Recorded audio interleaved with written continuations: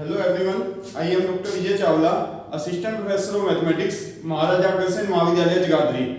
जो आज का हमारा डिस्कशन का टॉपिक रहेगा सिंपल एंड कंपाउंड इंटरेस्ट। आज हम बात करेंगे कि सिंपल इंटरेस्ट होता क्या है, कंपाउंड इंटरेस्ट क्या होता है, दोनों में डिफरेंस क्या होता है। बेसिक डिफरेंस हमें जरूर पता होना चाहिए कि दोनों में डिफरेंस होता क्या है। बात करते हैं, इस पे चलते हैं। इससे पहले सिंपल एंड कंपाउंड इंटरेस्ट से पहले आपको कुछ एक टर्म क्लियर करना चाहूंगा जो इसमें बार बार यूज करेंगे। पहले आती है प्रिंसिपल अमाउंट। प्रिंसिपल अमाउंट,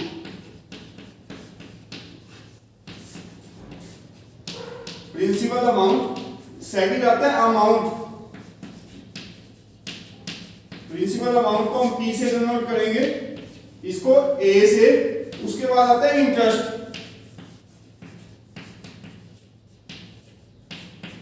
देखें पहले तो प्रिंसिपल अमाउंट क्या होता है, सबसे पहले हमें ये क्लियर होना चाहिए प्रिंसिपल अमाउंट होता क्या है। प्रिंसिपल अमाउंट क्या होता है, जो पैसा हम उधार लेते हैं या उधार देते हैं, दैट इज प्रिंसिपल अमाउंट। जिस पैसे के ऊपर फर्दर शुरू होगा, जो पैसा हमने बैंक से उधार लिया या किसी फर्म से उधार लिया, दैट इज क्या है, प्रिंसिपल अमाउंट। जो पैसा किसी फर्म, किसी बैंक, किसी साहूकार, आरती जिससे भी उधार लिया, दैट इज प्रिंसिपल अमाउंट। उसके बाद होता है अमाउंट। अमाउंट क्या होता है, मान लो आपने किसी से 5000 आपने उधार लिया, आपने उसको 5200 दिया, तो अमाउंट क्या हो गया आपका 5200। जो आपने इंटरेस्ट लगने के बाद पे करा वो आपका क्या हो गया, अमाउंट। मींस आपने किसी से मान लो 10,000 मान ले, आपने किसी से 10,000 उधार लिया, आपने उसको 11,000 दिया, तो 11,000 को हम बोलेंगे अमाउंट। उसके बाद आ जाता है इंटरेस्ट। तीनों टर्म एक बार क्लियर करवा दो, फिर बताऊंगा डिफरेंस। इंटरेस्ट क्या होता है, मान लो मैंने किसी से 10,000 उधार लिया, मैंने उसको 11,000 पे 11,000 वापस दिया, तो 11,000 माइनस 10,000, 10,000 तो लिया था, 11,000 उसको वापस दिया, 11,000 माइनस 10,000 वो क्या होता है आपका इंटरेस्ट। 1,000 पे जो आपका बचा इंटरेस्ट। मुझे लगता है हो जाएगा क्लियर, एक बार दोबारा बता देता हूँ। प्रिंसिपल अमाउंट क्या होता है, जो पैसा हम किसी फर्म, किसी बैंक या कहीं से भी उधार लेते हैं, दैट इज प्रिंसिपल अमाउंट। या उधार लेते हैं या देते हैं, जिसपे फर्दर बात करते हैं, दैट इज प्रिंसिपल अमाउंट। उसके बाद चाहे इंटरेस्ट पहले समझिए, अमाउंट पहले समझे। इंटरेस्ट क्या होता है, एक अमाउंट समझ ले पहले। अमाउंट क्या होता है, मान लो किसी से 10,000 मैंने उधार लिया और 6 महीने या 1 साल के बाद मैंने उसको 11,000 पे वापस दिया, तो ये होगा अमाउंट। अमाउंट क्या होगा, अमाउंट में क्या है आपका interest plus principal. Interest plus principal आपका क्या हो गया, अमाउंट। उसके बाद इंटरेस्ट की बात आती है।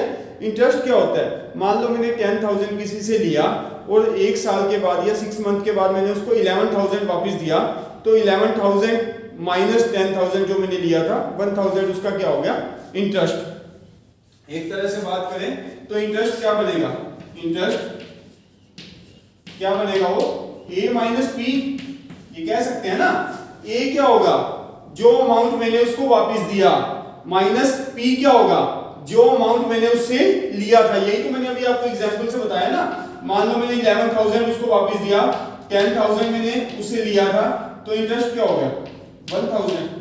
क्लियर हो गया होगा यहां से, ये क्या हो गया हमारा इंटरेस्ट। उसके बाद ये ऐसे अमाउंट को समझ सकते हैं। अमाउंट क्या होता है, ए इज इक्वल टू ऐसे कह सकते हैं पी प्लस आई, या इंटरेस्ट लिख दें अगर जो आई से कंफ्यूज हो रहे हैं।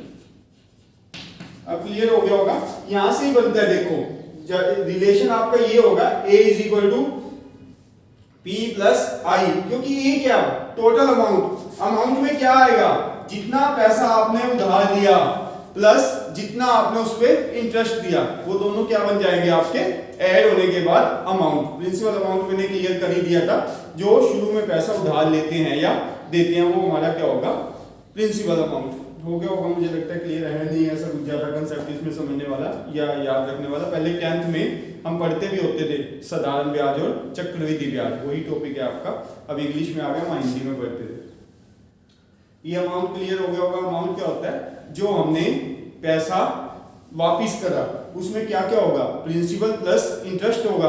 और इंटरेस्ट निकालना हो तो वो क्या होगा, ए माइनस पी, क्योंकि टोटल अमाउंट जो मैंने वापस दिया माइनस जो अमाउंट मैंने लिया था, जो मैंने पैसा उधार लिया था और जो मैंने दिया, दोनों का डिफरेंस आपका क्या आ जाएगा, इंटरेस्ट के इक्वल आ जाएगा। यहाँ से इंटरेस्ट निकल जाएगा। अब 2 या 3 इस पे बेस्ड क्वेश्चन करते हैं, आपको क्लियर भी हो जाएगा कि करना कैसे है।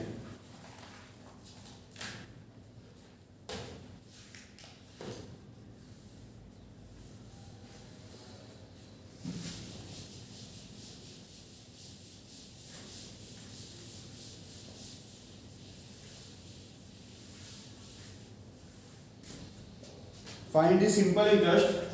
Question number 1. Find the simple interest. Find the simple interest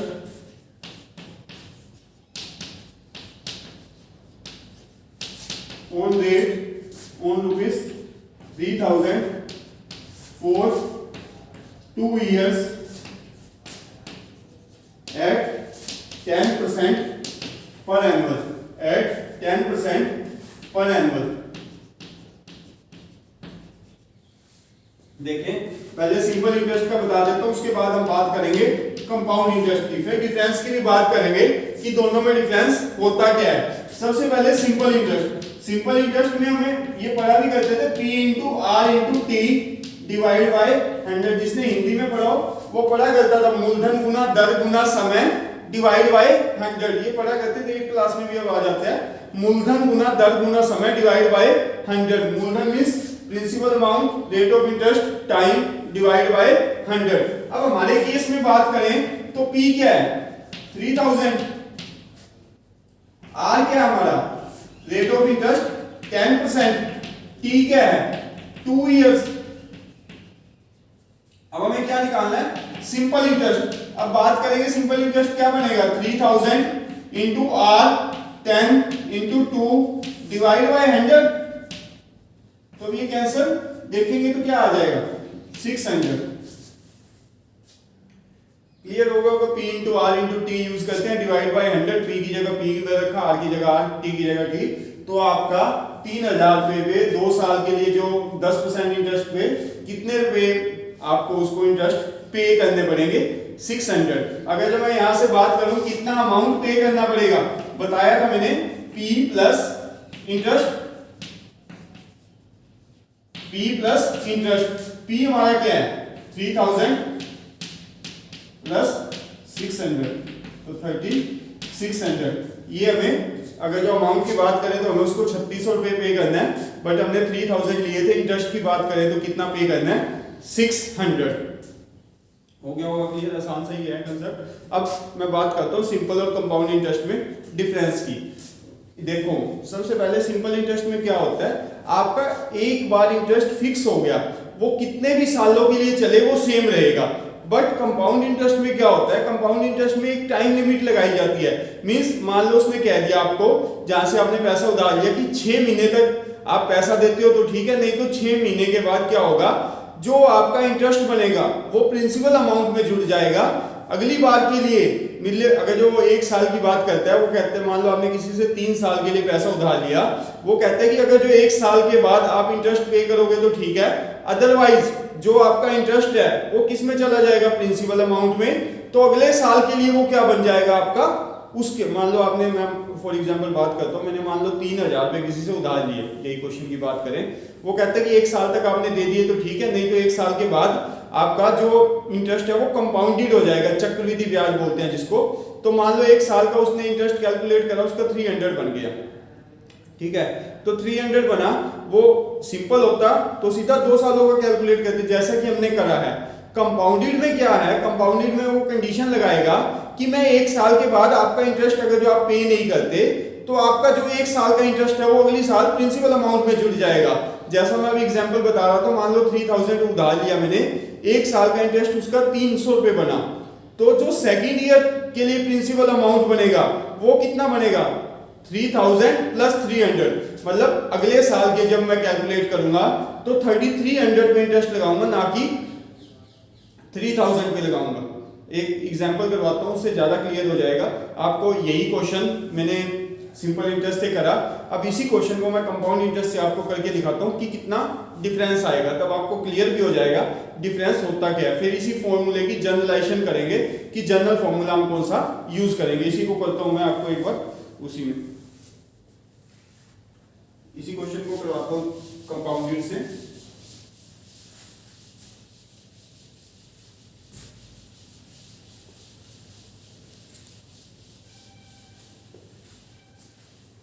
question number 2, find the compound interest, find the compound interest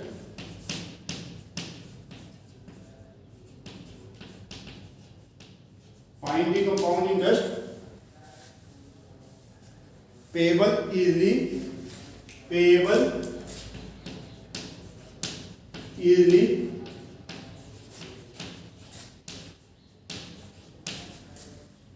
payable easily on rate 3000, on rate 3000 for 2 years, for 2 years at 10%, at 10% per annual।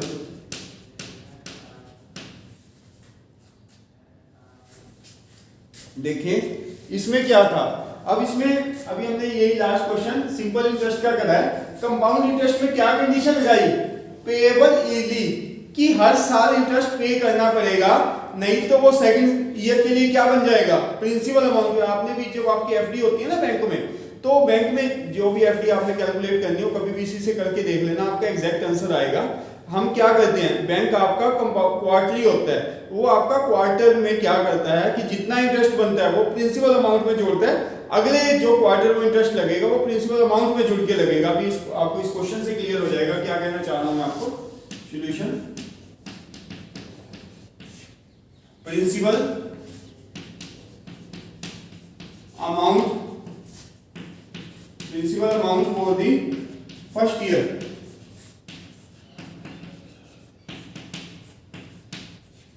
आपका क्या है 3000। Principal amount for the first year हमारा क्या है 3000। Are की बात करें तो वो क्या है 10%, और ईयर, अब ईयर की बात करें ना तो ईयर हम क्या लेंगे, ईयर हम बात करेंगे, देखो ईयर टी जिसको हमने नाम दिया 1 लेंगे, क्योंकि हमने पेबल ईयरली करना है, हर साल वो जुड़ेगा, जो उसका इंटरेस्ट बनेगा वो प्रिंसिपल में जुड़ेगा नेक्स्ट ईयर के लिए, इसलिए हम दोनों साल का अलग अलग कैलकुलेट करेंगे। ये नहीं कि 20 साल का हो तो मैं 20 साल का कैलकुलेट करेंगे, हम जनरलाइजेशन फॉर्मूला आगे यूज करेंगे जो भी आपको बताऊंगा इसके बाद। अभी हमारे पास 2 सालों का है, कंपाउंडिंग कैलकुलेट करना है। अगर ये 6 मंथ का होता तो फिर 6 मंथ करके करते, 1/2 लेते टी को। अब ये क्या है पेबल ईयरली, तो मैंने टी को क्या लिया 1। अब देखिए interest, interest for the first year, interest for the first year, interest for the first year. अब interest for the first year की बात करेंगे तो वो क्या होता है interest, P into are into T divide by 100। P क्या है अब आपका 3000, R क्या है 10, और T क्या है आपका 1 डिवाइड बाय 100। तो 1 साल तक जो उसका इंटरेस्ट बनेगा वो 300 बनेगा। अब नेक्स्ट ईयर के लिए क्या बनेगा principal amount, principal amount, principal amount for the next year, principal amount for the next year.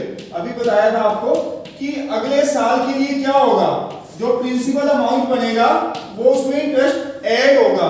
Interest क्योंकि क्या हुआ, जब 2 साल के लिए पैसा लिया था उसने एक कंडीशन के साथ आपको दिया था, क्या कंडीशन लगाई थी कि जो आपका इंटरेस्ट होगा पेबल ईजिली होगा। पेबल ईजिली मींस अदरवाइज ये किसमें जुड़ेगा, ये आपके प्रिंसिपल अमाउंट में जुड़ जाएगा। सेकंड ईयर के लिए बात करेंगे तो इंटरेस्ट किस में लगेगा 300। अब सेकंड ईयर की बात करें आर तो 10% ही रहेगा, अब टी फिर आपका क्या होगा 1। अब टी 2 ना करें ना, क्योंकि 1 साल के लिए मैं कैलकुलेट कर चुका हूं, मेरे को टोटल कैलकुलेट कितने सालों के लिए करना था 2 इयर्स के लिए। 1 साल के लिए मैं कैलकुलेट कर चुका हूं, 1 साल के लिए यहां पे करूंगा interest, interest for the second year, interest for the second year. Second year के लिए क्या इंटरेस्ट बनेगा, अब वो भी वही P into are into T.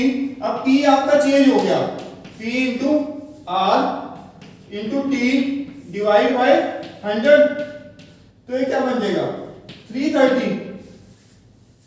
Total interest कितना बना, ये क्या हो गया आपका 300, 330, फिर टोटल इंटरेस्ट कितना हो गया, total interest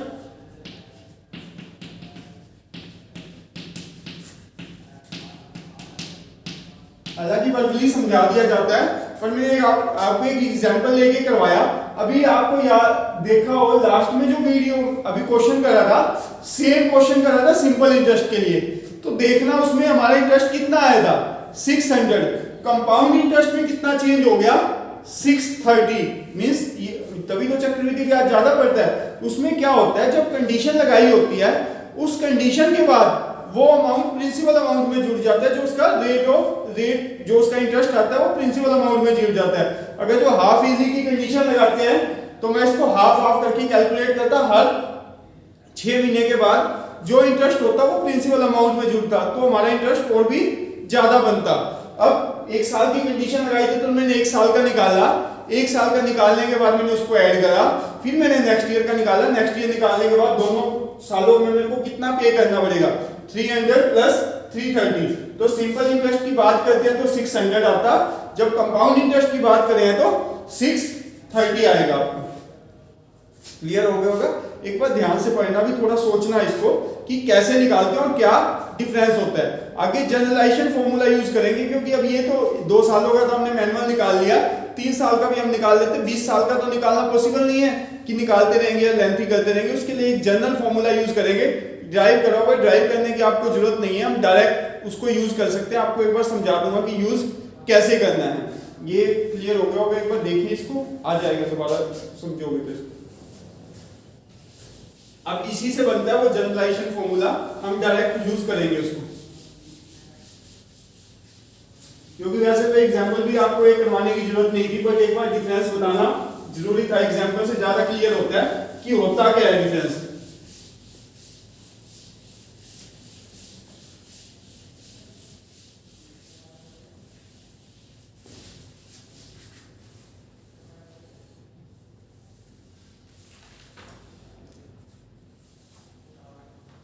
general formula, general formula for compound interest.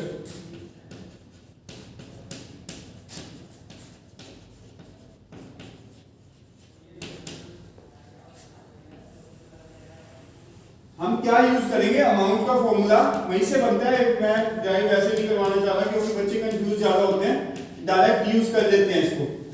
ये बनता है ए अमाउंट का, आगे हम कंपाउंड इंटरेस्ट मैंने आपको बताया भी हुआ है ए माइनस पी। अगर अब यहां से दोबारा क्लियर करवाता हूं, वही दोबारा वही रिमाइंड जाना पड़ेगा जो जनरल बताया था। अमाउंट का फॉर्मूला क्या यूज करोगे, P is the principal amount, वही 1 प्लस आर बाय 100, आर आपका rate of interest, t is equal to time, ये तो आपको पता है। अमाउंट का हम ये फॉर्मूला यूज करेंगे बार बार आप जब भी कैलकुलेट करेंगे। अब आप कहोगे कि बात तो कंपाउंड इंटरेस्ट की करी थी, यहाँ अमाउंट बता रहे हैं। जब एक बार आप अमाउंट कैलकुलेट कर लोगे तो पी आपको गिवन ही होगा, क्योंकि तभी तो आप निकालोगे जब पी गिवन होगा। तो आपने करना क्या है, अमाउंट में से पी घटा दोगे तो आपका क्या बन जाएगा, कंपाउंड इंटरेस्ट ही तो बन जाएगा। मतलब क्वेश्चन एग्जाम में आ जाता है फाइंड द अमाउंट या फाइंड द कंपाउंड इंटरेस्ट। आप चाहें तो कंपाउंड इंटरेस्ट का भी यूज कर सकते हैं, वो भी अभी आपको बना के बताता हूं क्या बनेगा। यहाँ सबसे बेटर होता है आप अमाउंट निकालिए। अमाउंट निकालते ही आप क्या करोगे, अमाउंट में से प्रिंसिपल अमाउंट आप सब्ट्रैक्ट कर दोगे तो आपका क्या आ जाएगा। मैंने आपको एग्जांपल भी दिया था, मान लो 10,000 किसी से उधार लिया, दैट इज प्रिंसिपल अमाउंट, मैंने उसको 11,000 रुपए वापस दिया, दैट इज अमाउंट। तो 11,000 माइनस 10,000, 1,000 आपका 1,000 क्या बचेगा, आपका कंपाउंड इंटरेस्ट ही बचेगा। तो हमें क्या है, अमाउंट निकालें, डायरेक्ट उसमें से पी प्रिंसिपल अमाउंट सब्ट्रैक्ट करें तो आपका क्या आ जाएगा, कंपाउंड इंटरेस्ट ही तो आ जाएगा। अब देखें, अगर जो कोई कंपाउंड इंटरेस्ट का डायरेक्ट लिखना चाहे वो भी लिख सकते हैं। ए की जगह ए की वैल्यू रख दो, ए की जगह ये सारा आएगा, ए की जगह means 1 plus r by 100 whole raise to power t minus P. कुछ नहीं करा, इस इक्वेशन में मैंने क्या करा है, ए की जगह ए की वैल्यू रखी है। अब पी यहां भी पड़ा है, पी यहां भी पड़ा है, पी को कॉमन ले ले, अंदर क्या बचेगा 1 plus r by 100 whole raise to power t minus 1। तो ये यूज करना चाहें तो डायरेक्ट कंपाउंड इंटरेस्ट का भी यूज कर सकते हैं। अदरवाइज आप अमाउंट निकालिए, उसमें से प्रिंसिपल अमाउंट सब्ट्रैक्ट कर दीजिए, तो आपका क्या आ जाएगा, कंपाउंड इंटरेस्ट। ये यूज करना चाहें तो डायरेक्ट ये भी यूज कर सकते हैं। आपका यहाँ ये यहीं से बनता है कंपाउंड इंटरेस्ट, CI यूज कर रहे हैं कंपाउंड इंटरेस्ट के लिए, ये आपका यहीं से बनता है। अब जब ये पावर t मतलब ईयर की बात होगी, 1 2 3 4 तक तो हम डायरेक्ट कैलकुलेटर से कर लेते हैं। उसके बाद आपके आंसर में प्रॉब्लम आनी शुरू हो जाती है, आंसर आपका एग्जैक्ट नहीं आता, तो अब उसके लिए हम क्या करते हैं, लॉग और एंटी लॉग की हेल्प से कैलकुलेट करते हैं। बिल्कुल आसान भी हो जाता है और आंसर भी आपका एक्यूरेट आता है। उसके लिए आपको एक लेक्चर में लॉग और एंटी लॉग देखना बताया जाएगा। वैसे तो आपका एक पूरा चैप्टर है लॉग और एंटी लॉग का, वो अलग से डिस्कस करेंगे, बट उसके लिए भी आपको लॉग और एंटी लॉग देखना आना चाहिए। तो एक लेक्चर में मैं लॉग और एंटी लॉग आपको बता दूंगा, वो चैप्टर भी डिस्कस करेंगे। उसके बाद उसमें एक ही दिन लगता है जब लॉग और एंटी लॉग आपको आता हो। लॉग और एंटी लॉग इस चैप्टर के लिए भी जरूरी है, वो आपको भी बताया जाएगा इससे नेक्स्ट लेक्चर में कि लॉग कैसे निकालते हैं, एंटी लॉग कैसे निकालते हैं और कैसे यूज करते हैं। अब ये क्लियर हो गया होगा। एक या दो क्वेश्चन शॉर्ट वाले करते हैं जो इसके ऊपर बेस्ड है, ताकि आपको कंसेप्ट क्लियर हो जाए।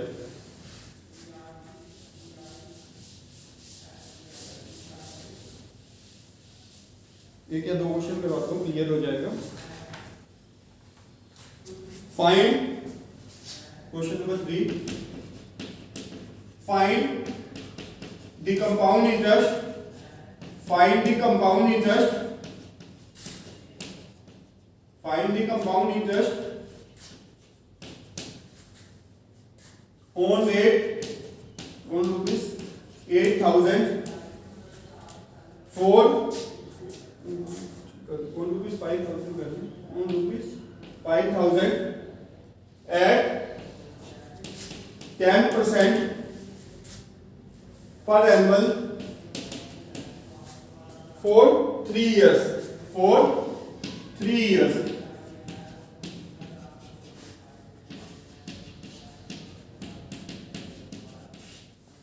हमने क्या करना है, कंपाउंड इंटरेस्ट निकालना है। किस पे, 5,000 पे 10% फॉर एनुअल पे 3 इयर्स के लिए। अब हमें पता है कंपाउंड इंटरेस्ट से पहले हम किसकी बात करेंगे, अमाउंट की, क्योंकि मैंने a माइनस p करूंगा तो वहां से कंपाउंड इंटरेस्ट डायरेक्ट निकल जाएगा। 1 plus r by 100 whole raised to power t, we know that a is this. अब बात करें a निकाल लेंगे। p हमारे पास क्या है, 5,000, R क्या है 10%, T क्या है 3 रखें। इसमें क्या आ जाएगा 5,000, 1 plus 10 by 100 raised to power क्या आएगा 3।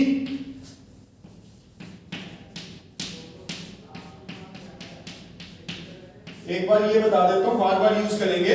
जैसे आपका ये आ रहा है 1 प्लस 1 बाई 10, अब डायरेक्ट चाहे तो इसको इधर मल्टीप्लाई करके ऐड कर दे, वही बात बनती है। या जिसको नहीं आइडिया हो 10 एलसीएम ले, 1 को 10 से करेंगे 10 को 1 से मल्टीप्लाई करेंगे 10, ये क्या है 10 से करेंगे 1 को 1 से करेंगे 1, तो 11 बाई 10। ऐसा कंसेप्ट बार बार यूज करेंगे। डायरेक्ट आप कर सकते हैं, इसको इधर मल्टीप्लाई करें ऐड कर दें, 5,000 अंदर क्या बचेगा 11 बाई 10 रेज़्ड टू पावर 3। अब बात करेंगे 5,000, इसका पावर 3 का मतलब क्या है, 3 बार लिखेंगे मल्टीप्लाई में, 1 2 3 1 2 3। अब इसको मल्टीप्लाई कर सकते हैं, मल्टीप्लाई करके देखिए क्या आएगा। आपको कैलकुलेटर सिंपल वाला एग्जाम में अलाउड है, मल्टीप्लाई कर सकते हैं। सिंपल कैलकुलेटर आपको एग्जाम में अलाउड है। ये आपका ये आएगा 6655 6655 आएगा। ये आपका क्या आया, दैट इज अमाउंट। ये आपका क्या आया अमाउंट। अब मेरे को क्या चाहिए, कंपाउंड इंटरेस्ट। अमाउंट अगर जो पूछा होता तो हमारा कई बार एग्जाम में दोनों चीजें पूछी होती हैं, find the amount and compound interest. Amount आपका ये आ गया। अब मेरे को आगे क्या चाहिए, कंपाउंड इंटरेस्ट। वो क्या होता है a माइनस p। a मेरे पास क्या आया 6655 माइनस p क्या आपका 5,000। अब बात करेंगे तो यहां से क्या बनेगा 1655।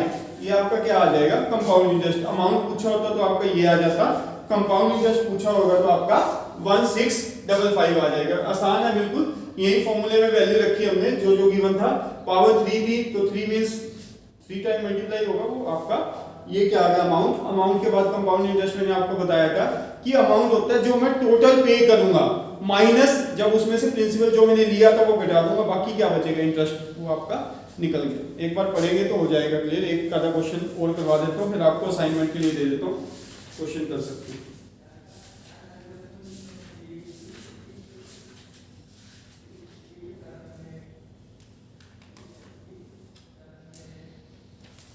Find the amount।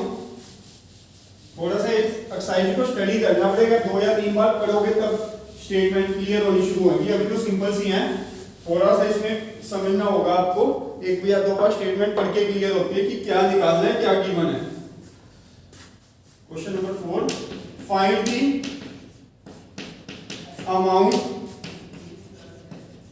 Amount and compound interest. And compound interest को CI लिख रहा हूं, बार बार कंपाउंड इंटरेस्ट लिखेंगे।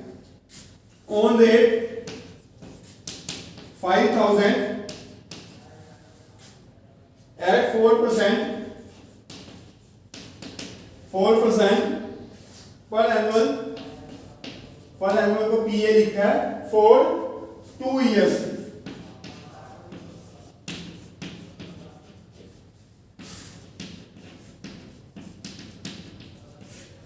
अब देखिए इसमें करना है, कैसे करेंगे, हमें दोनों चीजें निकालनी है, amount and compound interest. We no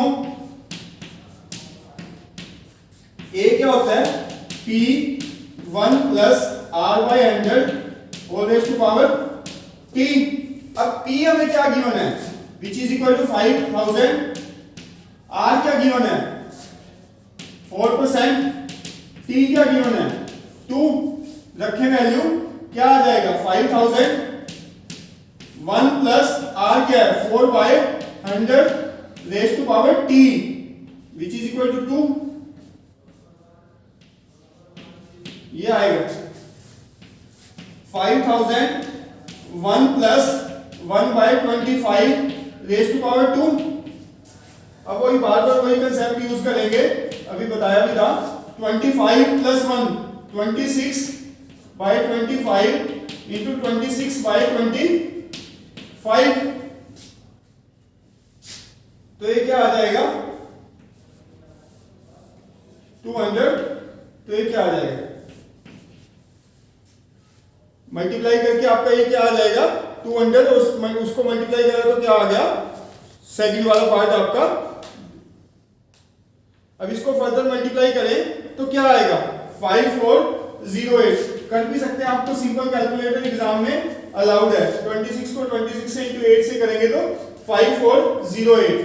ये आपका क्या आ गया अमाउंट आपका क्या आ गया दिस। अब हमें क्या चाहिए, अमाउंट भी चाहिए, तो अमाउंट को हमारा क्या आ गया 5408। अब हमें और क्या चाहिए, कंपाउंड इंटरेस्ट। बताया भी था वो क्या होता है A माइनस P। A क्या है 5408 माइनस P क्या था आपका 5000, तो ये क्या आ गया 408।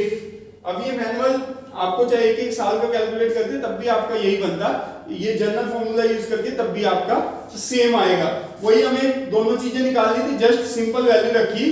वैल्यू रखने के बाद आपका क्या आया अमाउंट आ गया। अमाउंट में से हमने जब प्रिंसिपल अमाउंट सब्ट्रैक्ट करा तो हमारा क्या बच गया, रेट ऑफ जो हमारा इंटरेस्ट आया वो हमारे पास बच गया, वो निकाला हमने। अब 1 या 2 क्वेश्चन आपको असाइनमेंट के लिए देता हूं, करेंगे तो बिल्कुल क्लियर हो जाएगा कंसेप्ट आपको निकालना कैसे है। फर्दर जो बात करेंगे थोड़ी स्टेटमेंट वाले क्वेश्चन आएंगे, उसको एक बार पढ़ोगे 1 या 2 बार के बाद आपको कंसेप्ट क्लियर होना शुरू हो जाएगा करना कैसे है।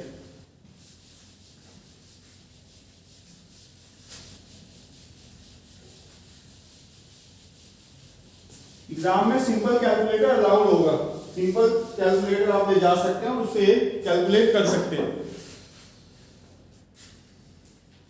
Assignment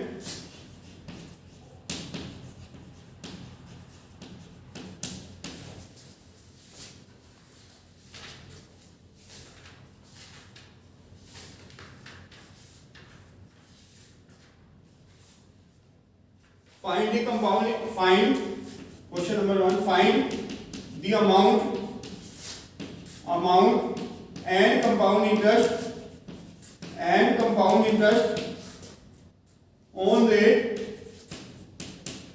8,000 for 4 years at 10% per annual. At 10% per annual.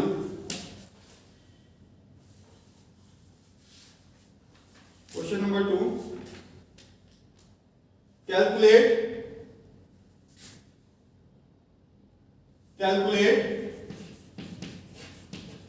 simple interest, ऐसा ही लिख रहा हूं, simple interest on rate 2,000 for 3.5 years at 10% per annual. At 10% per annual.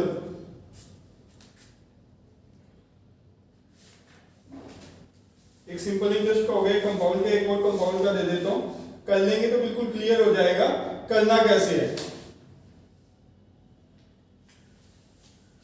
Find the compound interest on rate 6,000 for 3 years at 5% per annual. कर लेंगे इसको, आसान से ही है क्वेश्चन. तीनों सिंपल सा क्वेश्चन दिया आपको. Find the amount and compound interest, simple question है. इसमें हो सकता है आप कंफ्यूज हो 3.5 ईयर को कैसे लिखोगे. 3.5 ईयर को कैसे लिखते हैं, विच इज इक्वल टू 7/2. तो मल्टीप्लाई में आ जाएगा p into r into T, वो 2 से कैंसिल हो जाएगा. उसमें कंफ्यूज मत होना कि 3.5 ईयर्स लिखा हुआ है, कैसे करेंगे. थर्ड वाला क्वेश्चन सिंपल है, आपने कंपाउंड इंटरेस्ट निकालना है, वो कर सकते हैं. एक बार थोड़ा प्रैक्टिस करना शुरू करिए. नेक्स्ट लेक्चर में लॉग और एंटी लॉग बता दिया जाएगा, फिर थोड़ा फ्लो बन जाएगा तो इसकी फर्दर स्टेटमेंट वाले क्वेश्चन करे जाएंगे. डाउट नहीं आएगा अगर जो कंटिन्यूटी में लेक्चर सुनोगे. अगर जो बीच में कोई मिस होगा तो फिर क्लियर करना मुश्किल हो जाएगा. फिर अगले लेक्चर में लॉग एंटी लॉग की बात नेक्स्ट वाले लेक्चर में करेंगे. फिर फर्दर क्वेश्चनों की बात करेंगे. आपको कंसेप्ट अच्छे से क्लियर करवाया जाएगा अगर जो पूरे लेक्चर देखेंगे तो. Thank you student, thanks a lot.